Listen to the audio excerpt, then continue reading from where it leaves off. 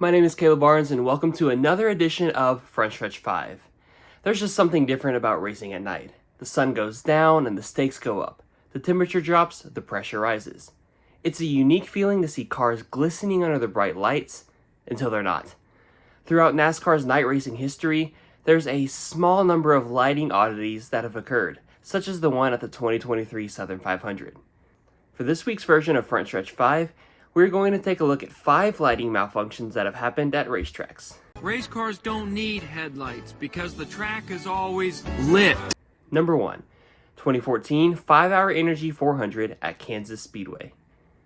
When NASCAR fans think back to the 2014 Kansas Spring Race, they may reminisce on Jeff Gordon outlasting Kevin Harvick to get his first of 4 wins on the season. However, this was the same race where, about halfway through, the backstretch lights went out. After a caution for a Marcus Ambrose spin, the lights outside the racetrack on the backstretch went dark. NASCAR pulled the drivers under yellow and the race went green again, despite the darkness. Plenty of vision till right about here. It's a little dark in that back straightaway. Drivers raced for 32 green flag laps until another yellow and the lights lit up once again for the remainder of the race. Number 2. 2011 Bud Shootout Practice at Daytona International Speedway. The hope for drivers and teams each year during Daytona Speed Weeks is to have a couple of clean, smooth practice sessions with no drama or excitement. That seemed to be the case during night practice for the 2011 Bud Shootout until the lights on the back half of the track cut out. While teammates Denny Hamlin and Kyle Busch let out of the throttle, Jeff Gordon and Carl Edwards stayed in it until the session was stopped just a few seconds later. Might be some truth that you could do this with your eyes closed. Well, I was going to say, at 2:03, do you know? Do you care if the lights are on? No, you just heard Dale Jr. say it was boring. Not anymore. Number 3. 2021 Toyota 200 at Worldwide Technology Raceway. Worldwide Technology Raceway, otherwise known as Gateway, had a power issue during the Cup race in June 2023.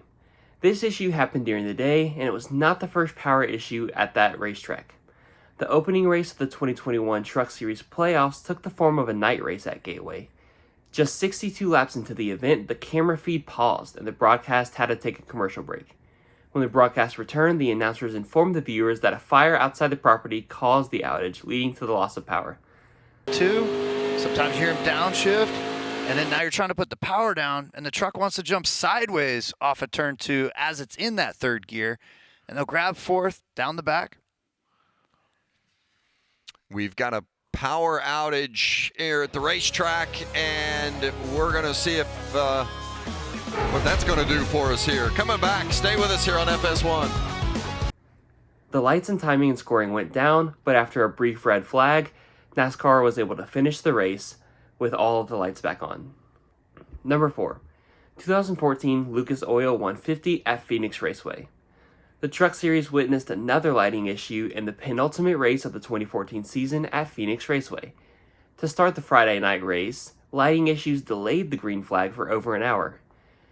An eventful race led to veteran Matt Crafton battling young guns Ryan Blaney, Cole Custer, and Eric Jones for the win until 26 laps to go. The lights went out again, halting racing action and bringing out the red flag with 24 laps left in the event. Over the next few minutes, the lights went on and off, and NASCAR finally made the decision to end the race early, giving the win to Eric Jones. 1995 Action-Packed Racing Cards 150 and Kroger 200 at Indianapolis Raceway Park. In 1995, NASCAR debuted its new Super Truck Series. During the season, the trucks teamed up with the Busch Grand National Series for a doubleheader weekend at Indianapolis Raceway Park. On the final lap of the truck event, the number 77 truck, driven by Gary St. Amant, got loose coming off turn 2 and spun into the inside grass towards a light pole. Only a single slab from a concrete barrier stood in the way of the truck, and when the truck hit the concrete slammed into the light pole, knocking the power out. Watch this. Another look. There we see Corelli on the inside as St. Amant comes down and into this. Look at that. Wow. The Jersey barrier and then the light pole. He had to move a ton of concrete back there before the lights went out. Though this seemed like a once-in-a-lifetime accident, nearly the same exact crash played out the very next night in the Busch race. Houston is really working on it. We've got trouble there. Hey, we got the lights knocked out last night. And it looks like we got the lights knocked out again. The caution is out. That happened in the truck race last night. One of the truck drivers getting sideways up there, and car sliding broadside down the backstretch. And once again, Dad, that car has hit the light pole broadside. Off turn 2, Chris Diamond got a bump from behind and spun into the grass, headed for the same light pole with a new concrete barrier. Diamond hit the concrete more squarely, pushing it into the light and resulting in a shower of sparks. Now, this race did not end here, and drivers continued the rest of the race with a little less light on the backstretch.